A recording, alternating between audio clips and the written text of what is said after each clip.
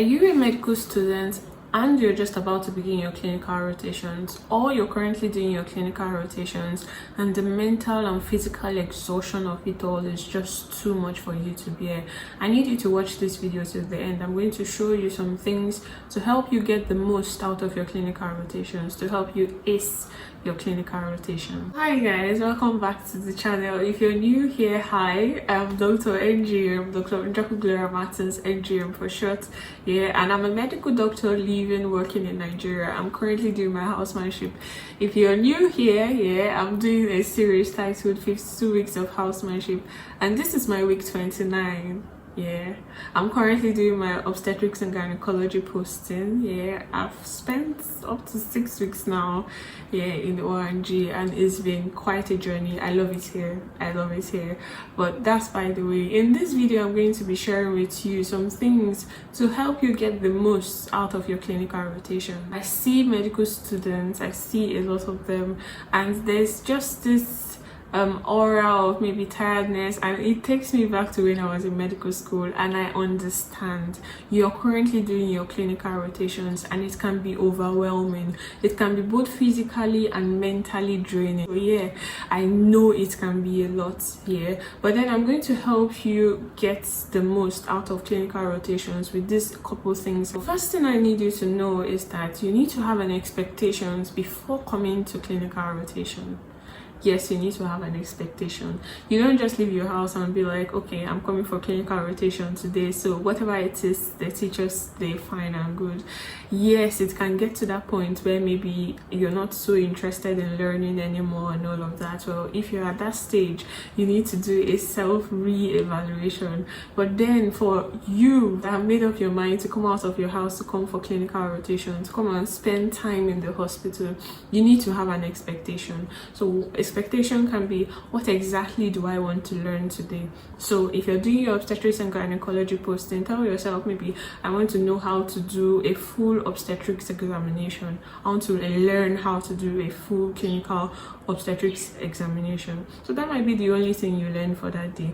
The next day, I want to learn about vaginal examination. If you're doing your labor ward posting, there are a couple things you should be expected to know about. So yes, I want to come and know how cases are being managed. Oh, I read about this particular case some time ago, let me know how these cases are being managed. So you need to come to clinical rotations with an expectation. Whenever you come for clinical rotations and maybe you're close to the end of the day and you feel like that expectation has not been met, you can simply ask question.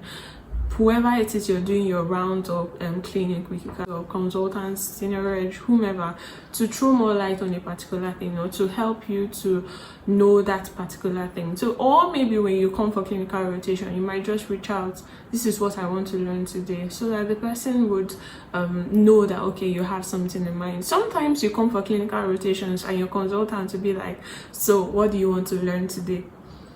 Have you ever gotten that question? Sometimes I have. Do you get? And sometimes we are, should I say dumbfounded, we are lost. Do you get? Because we are just expecting, teach us whatever it is you want to teach us and then let us go. Do you get that kind of vibe here? But then it is actually important to have an expectation, so that when you're leaving the hospital, even if you don't learn nothing, at least you learned that's something you wanted to learn, your expectation was met. The next thing I need you to know, the next thing that will help you get the most out of your clinical rotation is somewhat related to the first. It is that you have to study whatever it is you're taught in your rotation. You come for clinic ward round and you see a particular case that maybe interests you, you can pick it out, write it down. When you go home, you tend to study it even more, so that when you come to clinic the next day, if you have any challenges or difficulty, you can be able to discuss with your chief, discuss with your senior about it and get clarification. This alone is a huge factor, because most times students come for ward rounds, oh, they're being taught this, they're being taught this. Sometimes you're jotting when your chief is trying to explain something, and then you sometimes miss the point, and when you go back home, you don't even go back to those topics, you don't read it anymore. That's actually a downside for you, and it takes away from your time. Back then when we were doing ONG rotation, obstetrics and gynecology department was very far from school, so it was very far from where we were staying. So I don't expect to waste my transportation to come there and not get anything in return. Do you get what I mean? And not get knowledge I came to seek. I get it. Attendance can be quite a lot. You might just want to come to clinical rotation just for the sake of it, just for the sake of the attendance. But then why not just get the knowledge? If you come for clinical rotations, you jot down topics. I'm not saying you write every single thing that is being told you. Most of those things that will be told to you are in your textbooks. Do you get? So you just need to read a little extra. So when you listen, you understand the points your chief is trying to make, so that when you get back home, you tend to read about it even more, and then the knowledge sticks. Do what works best for you, but then it's very important to study whatever it is, whatever cases you see in the hospital for that day. When you go back home, refresh your mind on it. Now, the last thing I'm going to be mentioning is a mistake a lot of us make. Back then in school, whenever lecturers are around, whenever your consultants are around, people tend to troop more towards the consultants because maybe there's attendance, or maybe ophthalmology, in quotes, if you know what I mean by ophthalmology. You just want to show that you were there for the rounds. Those things are also important.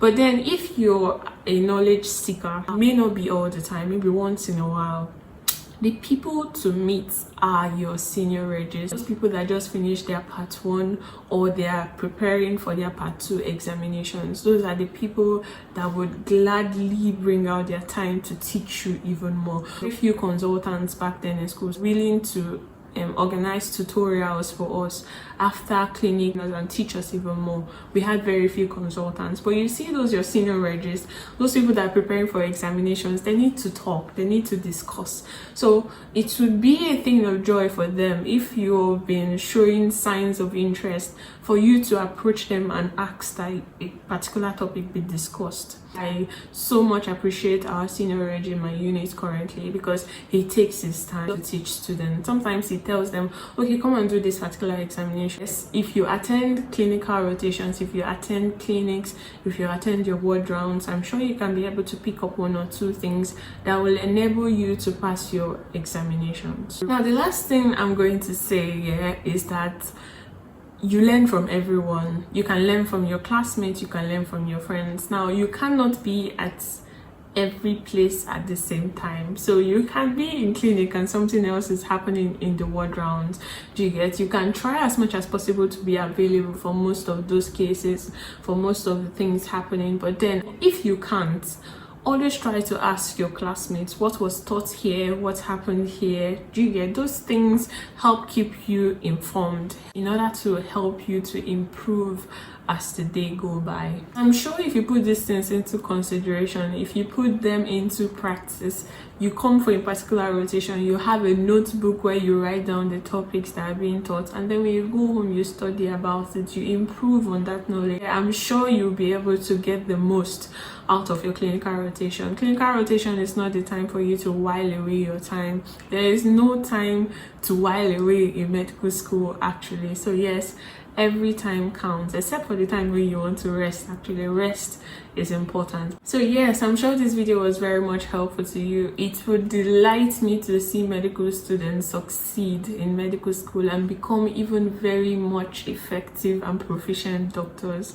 So give this video a thumbs up, do well to subscribe. A lot of you are yet to subscribe to my channel. Do well to subscribe. I see you. Yes, and I'll catch you guys in the next one. Have a beautiful week. Peace.